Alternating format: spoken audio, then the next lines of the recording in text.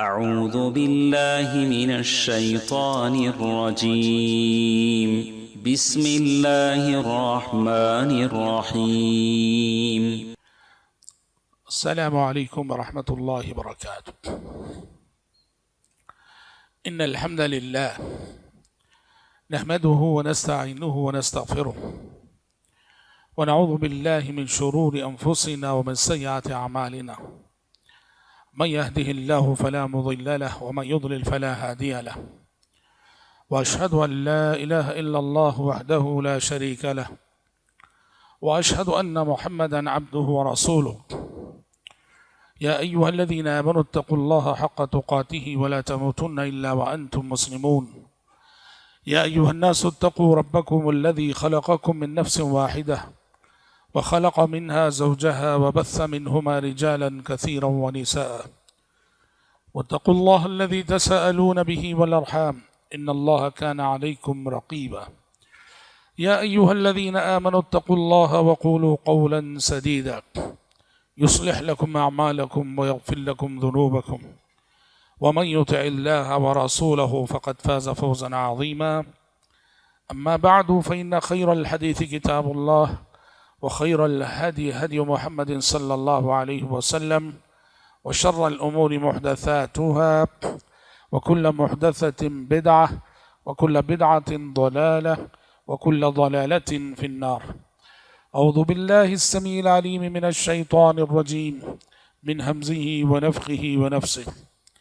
لهم قلوب لا يفقهون بها ولهم أعين لا يبصرون بها ولهم آذان لا يسمعون بها أولئك كالأنعام بل هم أضل أولئك هم الغافلون.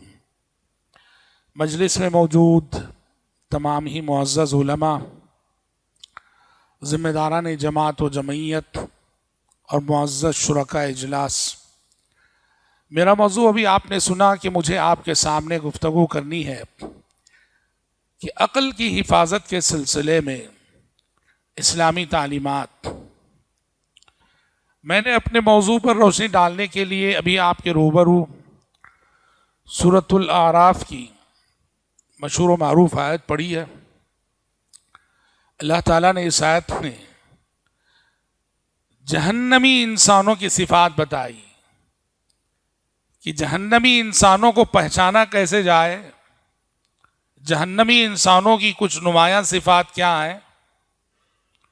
اس لیے آیت شروع کی وَلَقَدْ ذَرَأْنَا لِجَهَنَّمَ كَثِيرًا مِّنَ الْجِنِّ وَالْإِنسِ.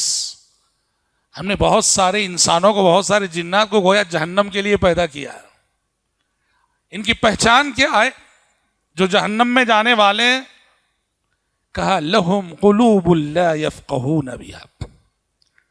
ان کے دل تو ہیں پر ان سے وہ کچھ سمجھتے نہیں ہیں. وَلَهُمْ أَعْيُنٌ لَا يُبْصِرُونَ بِهَا. ان کی آنکھیں تو ہیں پر ان سے وہ دیکھتے نہیں. وَلَهُمْ آذَانٌ لَا يَسْمَعُونَ بِهَا. ان کے کان تو ہیں پر وہ ان سے سنتے نہیں. اللہ رب العزت نے یہ جو نعمتیں عطا کی ہیں دل کی شکل میں، آنکھوں کی شکل میں، کان کی شکل میں، ان نعمتوں کی شکر گزاری کا تقاضا یہ ہے کہ ان نعمتوں کو رب کی عبادت اور رب کی بندگی کے راستے میں استعمال کیا جائے. ان نعمتوں کا صحیح استعمال ہو. انسان اپنے دل سے دنیا کے اور سارے معاملات تو سمجھے لیکن حق اور باطل کا معاملہ اسے سمجھ میں نہ آئے. انسان اپنی آنکھوں سے ساری دنیا دیکھے لیکن اللہ کی وحدانیت کی جو نشانیاں اس کائنات میں ہیں ان کو نہ دیکھے. انسان اپنے کانوں سے ہر بات سنے لیکن پیغمبروں کا، انبیاء و رسول کا جو اصل پیغام تھا وہ نہ سنے. تو پھر ایسے انسان، قرآن کہتا ہے یہ آنکھ رکھ کر بھی اندھے ہیں، کان رکھ کر بھی بہرے ہیں اور دل اور سمجھ رکھ کر بھی بے وقوف ہیں اور غافل ہیں. اولئک کالانعام. کہا کہ یہ جانوروں جیسے ہیں. اولئک هم الغافلون. اور یہی غافل انسان ہے سب. اس آیت سے بھائیوں ایک بہت بڑا جو میسج ملتا ہے وہ یہ اللہ نے ہمیں جو نعمتیں دی ہیں ان نعمتوں کا صحیح استعمال کرنا ہم میں سے ہر شخص کی ذمہ داری ہے۔ اب بھائیوں، بحیثیت انسان ہمیں جو نعمتیں ملی ہوئی ہیں ان میں عقل بہت بڑی نعمت ہے۔ عقل جسے کہتے ہیں بہت بڑی نعمت ہے۔ یہ انسان کا امتیازی وصف ہے۔ انسان کو کائنات کی اور مخلوقات کے مقابلے میں، جانوروں میں سب کچھ ہے، عقل نہیں، پرندوں میں سب کچھ ہے، عقل نہیں، حیوانات میں سب کچھ ہے، عقل نہیں۔ عقل ایک ایسی نعمت ہے جو اللہ نے صرف انسان کو عطا کی ہے، اور اسی عقل کی روشنی میں انسان وہ سب کچھ سمجھتا ہے جو جانور نہیں سمجھتا۔ دوست اور دشمن میں تمیز کرتا ہے عقل کی وجہ سے، نفع و نقصان میں تمیز کرتا ہے عقل کی وجہ سے، اچھے اور برے میں فرق کرتا ہے عقل کی وجہ سے، حق اور باطل میں فرق کرتا ہے عقل کی وجہ سے۔ عقل بہت بڑی نعمت ہے اور اس کی حفاظت کرنا ہر انسان کی ذمہ داری ہے۔ اہل علم کہتے ہیں اسلام جو ہے نا، انسان کی 5 چیزوں کی حفاظت کے لیے آیا ہے۔ قرآن کی جتنی تعلیمات ہیں، حدیث کی جتنی تعلیمات ہیں، بلکہ قرآن حدیث سے آگے بڑھ کر آسمان سے جتنی کتابیں نازل ہوئی، تمام کتابوں کا پیغام کیا ہے؟ آدم علیہ السلام سے محمد عربی صلی اللہ علیہ وسلم تک جتنے رسول آئے، سب کا پیغام کیا ہے؟ ہر زمانے میں انسان کی 5 چیزوں کی حفاظت۔ یہ خلاصہ ہے، یہ نچوڑ ہے تمام شریعتوں کا، تمام آسمانی کتابوں کا، تمام پیغمبروں کی دعوت کا، کہ ہر دور کے ہر انسان کی 5 چیزوں کی حفاظت یہ اللہ رب العالمین کا بنیادی مقصد ہے رسولوں کو بھیجنے سے، کتابوں کو نازل کرنے سے۔ سب سے پہلے دین۔ دنیا میں ادیان بہت ہیں، مذاہب بہت ہیں، اس میں سچا دین کیا ہے؟ اللہ نے ہر دور میں سچے دین کی پہچان انسانوں کو بتائی ہے۔ دیکھو راستے بہت ہیں، چلنے والے بہت ہیں، تم اگر سچائی چاہتے ہو، سچا راستہ چاہتے ہو تو اس راستے پہ چلنا پڑے گا۔ انسان کے دین کی حفاظت، اس کے بعد ہر انسان کی جان کی حفاظت۔ ہر انسان کی جان محترم ہے، کوئی ناحق کسی کی جان نہ لے، کوئی ناحق کسی کا قتل نہ کرے، کوئی ناحق کسی کا مرڈر نہ کرے۔ انسان کی جان کی حفاظت، انسان کے نسب کی حفاظت۔ نسب، اس لیے زنا کو حرام کیا گیا، اور کوئی بھی شخص اپنے باپ کو چھوڑ کر کسی دوسرے کی طرف اپنے آپ کو منسوب کرے تو کہا گیا کہ جنت اس پہ حرام ہے۔ من ادعا الی غیر ابیہ فالجنت علیہ حرام۔ عبد الرحمن کا بیٹا عبداللہ ہے، وہ ضروری ہے کہ عبداللہ بن عبد الرحمن ہی لکھے۔ اگر وہ اپنے باپ عبد الرحمن کو چھوڑ کر عبداللہ بن عبد الرحیم لکھے، کسی اور کی طرف منسوب کرے، تو پیارے نبی فرماتے ہیں الجنت علیہ حرام۔ جو اپنے باپ کو چھوڑ کر اپنے آپ کو کسی دوسرے کی طرف منسوب کرے، جنت اس پہ حرام ہے۔ سمجھ رہے؟ چوتھی چیز انسان کی عقل کی حفاظت، جس پہ کہ ہم گفتگو کریں گے، اور 5ویں چیز انسان کی مال کی حفاظت۔ یہ ہر دور اور ہر زمانے میں شریعت کا خلاصہ، شریعت کا نچوڑ رہا، اور مذہب اسلام کی تعلیمات بھی یہی۔ ایسا کرو، ایسا نہ کرو، یہ جائز ہے، یہ ناجائز ہے، یہ حلال ہے، یہ حرام ہے، جو اسلام کہتا ہے۔ تو آپ دیکھیں گے کہ ان تمام تعلیمات کا تعلق ان 5 باتوں میں سے کسی نہ کسی ایک بات سے ضرور رہے گا۔ تو ہر انسان کی ان 5 چیزوں کی حفاظت یہ اسلام کے بنیادی مقاصد میں سے، اور بھائیوں اس میں عقل بہت بڑی چیز ہے، بہت بڑی شے ہے، اور بہت بڑی نعمت ہے۔ آپ اس نعمت کو سمجھنے کے لیے اللہ نے کیا کیا ہے؟ یہ کائنات، یہ زندگی ایگزام ہے، امتحان ہے۔ اللہ نے مجھے اور آپ کو عقل دے کر کیا کیا معلوم؟ میرے اور آپ کے سامنے اپنے کچھ بندوں کو پاگل بھی بنایا اللہ تعالیٰ۔ میرے اور آپ کے سامنے کچھ بندوں کو اللہ نے پاگل بھی بنایا۔ اللہ نے انہیں عقل نہ دی، حیات دی، زندگی دی، اس کو اعضاء و جوارح عطا کیے، صحت دی، تندرست سب کچھ ہے، عقل نہیں دی، تاکہ ہم سمجھ سکیں کہ انسان سب کچھ رکھتے ہوئے صرف اگر ایک نعمت عقل سے محروم رہ جائے تو پھر وہ انسان، اس کی زندگی، اس کے لیل و نہار اور اس کے شب و روز کیسے گزرتے ہیں. سمجھ رہے؟ عقل بہت بڑی چیز ہے. اسی لیے اسلام نے بھائیوں اس نعمت عقل کی حفاظت کے لیے، آپ جانتے ہیں، شراب کو حرام قرار دیا. کہا شراب حرام ہے. دنیا کی اور ساری تہذیبیں، دنیا کے اور سارے قوانین، سب شراب کی اجازت. سمجھ رہے؟ جو انسانیت کے محافظ ہونے کے دعوے دار ہیں، امن عالم کے محافظ ہونے کے دعوے دار ہیں، سارے قوانین میں شراب کی اجازت. جو شراب انسان کو کیا کرتی ہے، جو شراب انسان کو جیتے جی جانوروں جیسا بنا کر دیکھتے نہیں، شراب پینے کے بعد نشے میں مست ہو کر سڑکوں پہ، فٹ پاتھ پہ ایسا کتوں کے جیسے پڑے رہتے انسان، مکھیاں اڑ رہی ہوتی ہیں. یہ دنیا کے قوانین ہیں جو کہتے ہیں کہ نئے انسان کے لیے، انسان کی آزادی ہے، شراب پی سکتا ہے. مذہب اسلام ہے جو انسان کی مروت، شرافت، انسانیت اور اس کی قدروں کا سچا محافظ ہے. مذہب اسلام کبھی انسان کو اس طرح فٹ پاتھ پہ پڑے ہوئے دیکھ نہیں سکتا ہے. مذہب اسلام کبھی انسان کو اس طرح رسوا کتوں کی طرح پڑا ہوا اور اس پہ مکھیاں بیٹھی ہوئی اسلام دیکھ نہیں سکتا. اسلام انسان کو اتنا اونچا مقام عطا کیا. اسی لیے شراب کو حرام قرار دیا گیا. کیوں؟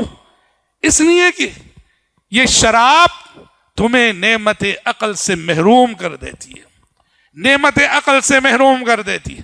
اور شراب پینے کے بعد انسان عقل رکھ کر بھی وہ کام کرتا ہے جو جنگل کا درندہ بھی نہیں کرتا. معاف کیجئے کہنے پر، نعمت عقل رکھ کر شراب پینے کے بعد ایسی حرکتیں کرتا ہے جو حرکتیں جنگل کا درندہ بھی نہیں کرتا. معلوم؟ ایسی حیوانیت پہ انسان اتر آتا ہے. اسی لیے شراب کو کیا کہا گیا؟ ام الخبائث. ام الخبائث وہ تمام خرابیوں کی جڑ ہے، تمام خرابیوں کی بنیاد ہے. حدیثوں میں، سنن نسائی میں ایک حدیث ہے، آپ صلی اللہ علیہ وسلم نے ایک یہودی عابد کا تذکرہ کیا. ایک یہودی عبادت گزار تھا، اس کو ایک عورت نے، بدکار عورت نے، فاسقہ عورت نے کسی طرح سے اپنے کمرے میں بلا کے پھنسا لیا. دروازے بند کر دیے. اس یہودی عابد نے دیکھا کہ اب وہ چھٹکارے کا کوئی راستہ نہیں. اب اس عورت کا ڈیمانڈ یہ تھا کہ دیکھو 3 کام ہے، 3 میں سے ایک کرنا ضروری ہے تمہارے لیے، تبھی میں چھوڑوں گی تم کو، ورنہ تم یہاں سے جا نہیں سکتے. کہا کہ کیا ہے؟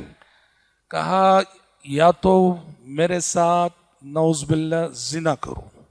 اس عورت نے اس یہودی عابد سے کہا نہیں، یہ بچہ ہے، اس بچے کو قتل کرو. نہیں، وہ مٹکا ہے، اس میں شراب رکھی ہوئی ہے، شراب پیو. یہ تینوں میں سے ایک کام تمہیں کرنا ہی پڑے گا اگر یہاں سے جانا ہے اور یہاں سے چھٹکارا پانا ہے. تو یا تو زنا، یا تو قتل، یا تو شراب. اب بیچارہ یہ یہودی عابد پریشان ہوا. سوچا اس نے کیا کروں میں، ان میں سے کسی ایک کام کے کیے بغیر چھٹکارے کی کوئی راہ نہیں. تو بالآخر اس کے من میں ایک خیال آیا کہ چلو ان 3 میں سے جو ہلکا کام ہے نا وہ کر لیتے ہیں. اب اسے لگا ان 3 میں سب سے ہلکا کام شراب پینا ہے. اس نے شراب پینے پہ آمادگی ظاہر کی اور شراب پی لی. اور جیسے ہی شراب پیا، نشہ چڑھا. نشے میں مست ہونے کے ساتھ ہی اس عورت کے ساتھ زنا بھی کیا، وہ بچے کو قتل بھی کیا. سمجھ گئے آپ؟ ام الخبائث. اس لیے بھائیوں، مذہب اسلام جب آیا، پیارے نبی صلی اللہ علیہ وسلم جب عرب میں مبعوث ہوئے، شراب اس سماج کی گھٹی میں پڑی ہوئی تھی. وہ سماج، عرب کے لوگ شراب کے رسیا تھے، شراب کے شوقین تھے، مٹکے پیا کرتے تھے. شراب کے نام پہ مجلسیں جمتی تھیں، دسترخوان پہ شراب سجتی تھی، شراب کی دعوتیں ہوتی تھیں، ایسا سماج تھا، ایسا معاشرہ تھا۔ مکے میں چونکہ سارا فوکس عقیدے اور اخلاق پر تھا، تو مکے میں اسلام نے جائز ناجائز اور حلال اور حرام کے احکامات یہ سارے اسلام نے مدینے میں بتائے۔ تو مکی زندگی میں شراب پی جاتی تھی، یعنی دوسرے الفاظ میں یوں کہیے، شراب کو کبھی اسلام نے اچھا تو نہیں سمجھا، مکی زندگی میں برداشت کیا گیا۔ برداشت جیسے سود کو برداشت کیا گیا، ویسے شراب کو بھی مکی زندگی میں برداشت کیا گیا، تاکہ پہلے تربیت ہو جائے، کیونکہ شراب اس کی لت اتنی بری ہے کہ وہ آسانی سے چھوٹنے والی نہیں، آسانی سے چھوٹنے والی نہیں۔ ذہن بنانا ضروری ہے، پہلے اللہ کا خوف پیدا کیا جائے، اللہ کا ڈر پیدا کیا جائے، اللہ کا تقوی دلوں میں پیدا کیا جائے۔ پیارے نبی صلی اللہ علیہ وسلم نے مکے میں وہ کام کیا، اور جب مدینہ آئے، مدینہ آنے کے بعد پے در پے کچھ ایسے واقعات ہوئے، کچھ ایسے حادثات ہوئے جن واقعات نے تقاضا کیا کہ اب شراب حرام ہونی چاہیے۔ کیا واقعات ہوئے؟ دو واقعات کی طرف اشارہ۔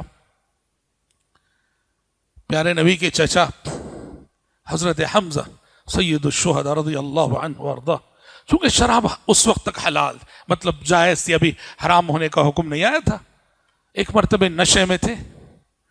حضرت علی رضی اللہ عنہ کی اونٹنیاں تھیں، حضرت علی نے وہ اونٹنیاں کس لیے تیار کی تھی کہ دختر رسول حضرت فاطمہ سے نکاح ہونے والا تھا، اس نکاح کے بعد ولیمے کی تیاری کے طور پر حضرت علی رضی اللہ عنہ اونٹنیوں کو تیار کر رہے تھے تاکہ ان کو ذبح کر کے ولیمہ کر سکیں۔ حضرت حمزہ رضی اللہ عنہ جو نشے میں تھے ایک مرتبہ، انہوں نے یہ کیا، حضرت علی کی یہ جو اونٹنیاں تھیں، اونٹنی زندہ اونٹنیوں کے کوہان کاٹ دیے۔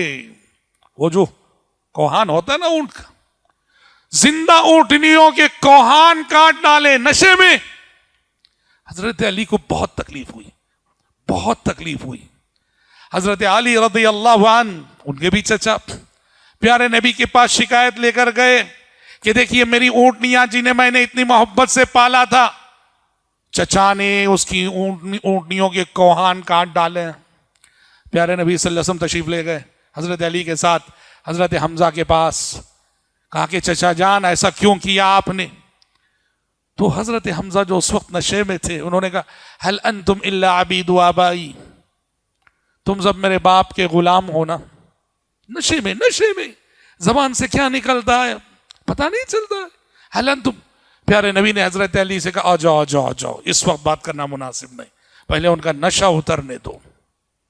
ایسے واقعات مدنی زندگی میں ہونے لگے، اور سب کو معلوم تھا کہ اسلام ان چیزوں کو زیادہ دن برداشت کرنے والا نہیں۔ ایک واقعہ کیا ہوا، دسترخوان پہ ایک دعوت تھی، دسترخوان پہ بیٹھے ہوئے تھے کچھ صحابہ، اس دسترخوان پہ شراب بھی تھی، تو دعوت میں کھانے پینے کے ساتھ ساتھ شراب بھی پی گئی، اور نماز کا وقت آ گیا۔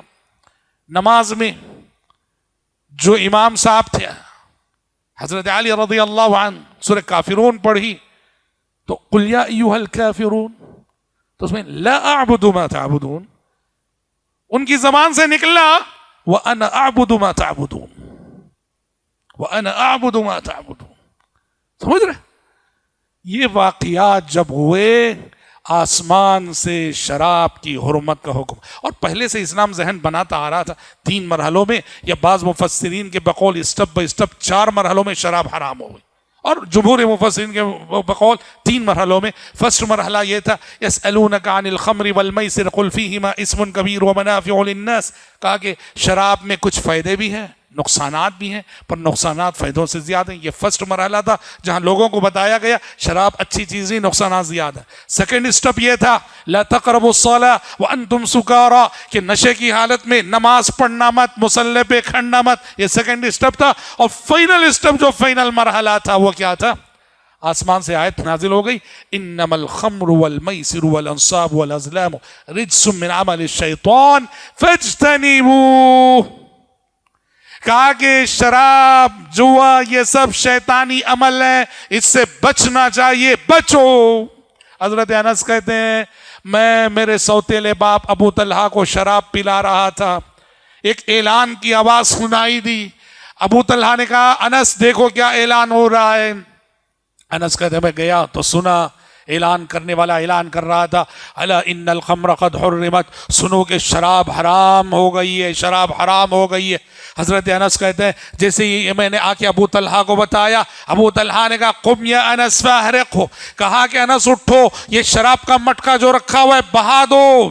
اللہ اکبر، ایک اللہ کے حکم پر فاجتنبوا کے شراب یوں بہائی گئی. اہل علم لکھتے ہیں اس دن پانی کی مانند مدینے کی گلیوں پہ شراب بہائی گئی، ہمیشہ کے لیے حرام ہو گئی.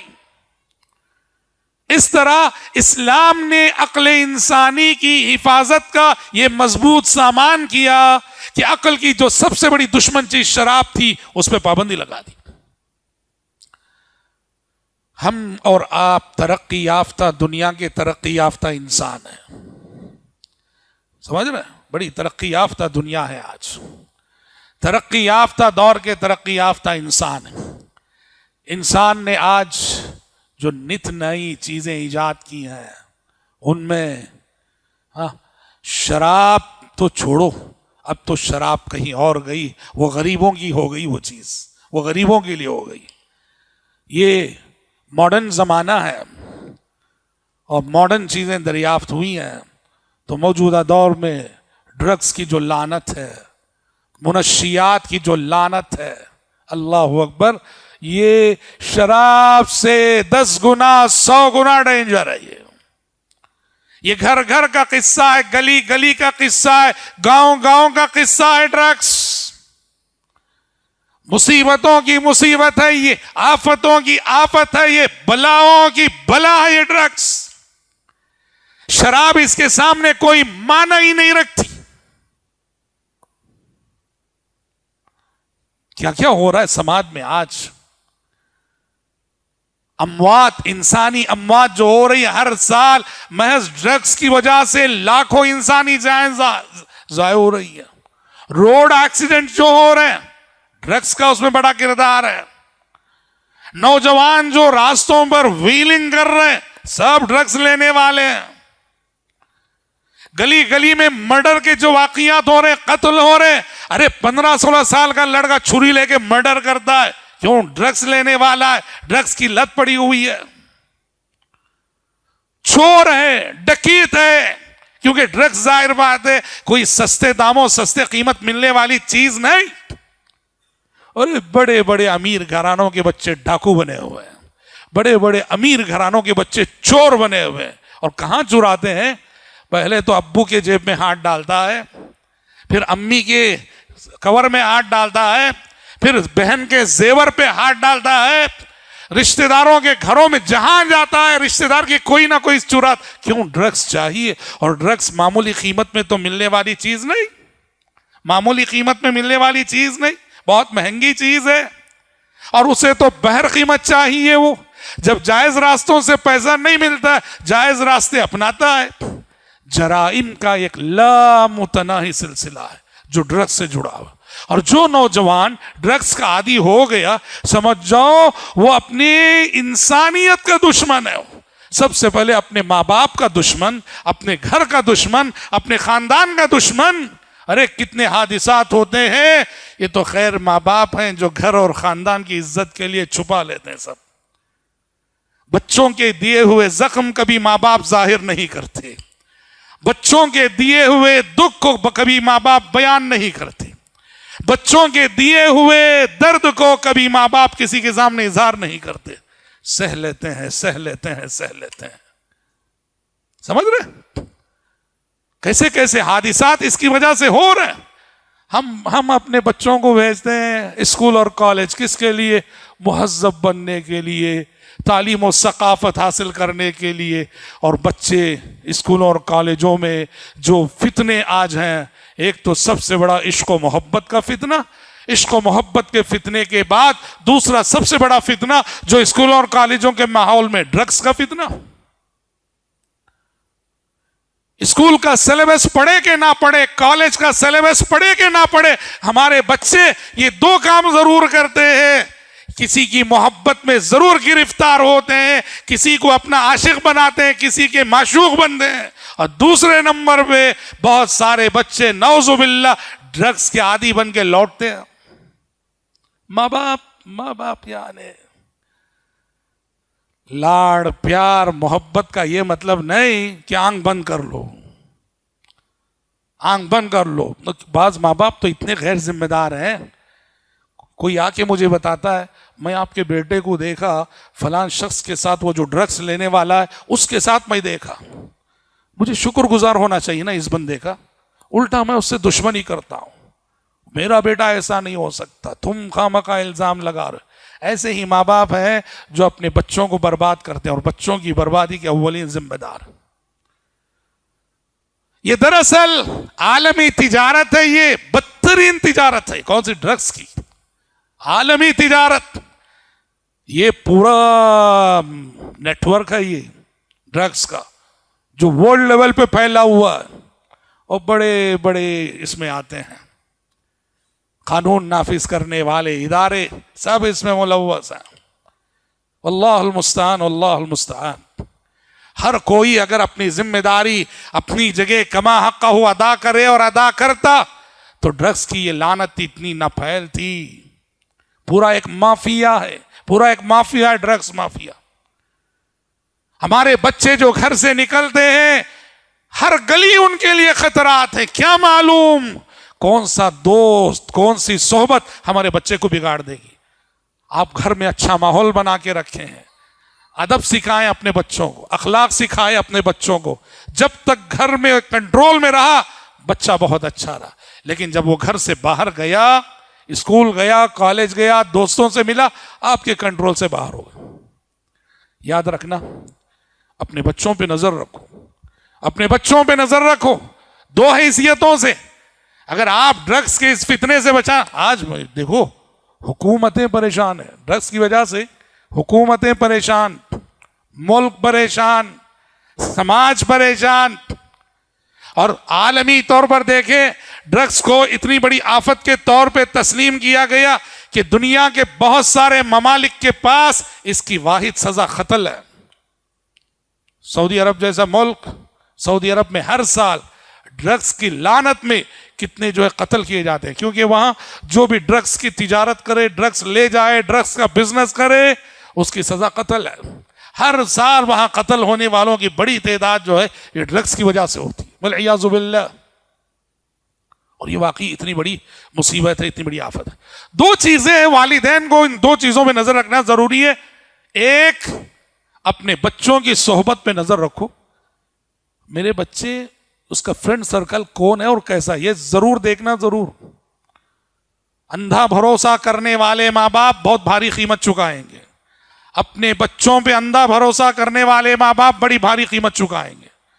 بچہ گھر سے باہر جا رہا، کن سے مل رہا ہے، کن کے ساتھ اس کا اٹھنا بیٹھنا ہے، یہ نظر رکھنا ہر ماں باپ کی ذمہ داری۔ اور دوسری بڑی چیز، اگر آپ چاہتے ہیں کہ آپ کی اولاد ڈرگس کے فتنے سے بچی رہے، رات اپنے بچوں کی گھر میں گزرے، عشاء ہو تو گھر کا بچہ گھر آئے۔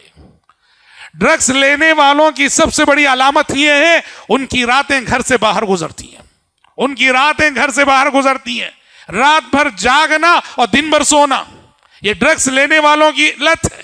آنکھیں ہمیشہ سرخ رہیں گی، اس وجہ سے رات اپنے بچوں کو گھر پہ رکھو، گھر سے باہر بچوں کو جانے نہ دو، اور اس معاملے میں جتنی سختی کر سکتے ہیں کرو، تھوڑی سی سختی کرو، ورنہ کل آپ کو بہت بہت نقصان سے بہت رونا پڑے گا اور بڑے نقصان سے دوچار ہونا پڑے گا۔ آج ضرورت ہے کہ ڈرگس کا یہ فتنہ گلی گلی عام ہے، بستی بستی اور گھر گھر کا قصہ بن چکا ہے۔ جنگی پیمانے پر اس آفت سے مقابلہ کرنے کی ضرورت ہے، اور قوم کے جو ادارے ہیں، خدمت خلق کا جذبہ رکھنے والے ہیں، ان کو چاہیے کہ جیسے ہم مسجدیں بنا رہے ہیں، دعوت سینٹرز کھول رہے ہیں، آج ضرورت ہے ہر علاقے میں ایک ریہاب سینٹر ہو جہاں اس طرح ڈرگس کی لت میں مبتلا نوجوانوں کو لا کر وہاں وہ لت چھڑانے کی ان کو جو ہے تربیت دی جائے۔ ضروری ہے، اس طرف کسی کی توجہ نہیں، بہت کم لوگ ہیں جو یہ کام کرتے ہیں۔